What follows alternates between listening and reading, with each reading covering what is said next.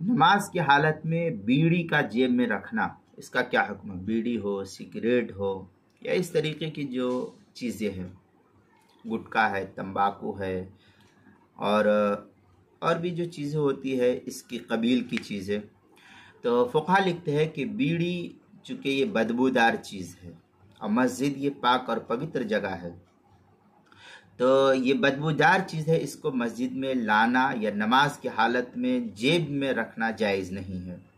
अलबत्ता इसके होते हुए नमाज अगर कोई आदमी पढ़ता है तो उसकी नमाज जायज़ और दुरुस्त हो जाएगी, उसकी नमाज हो जाएगी।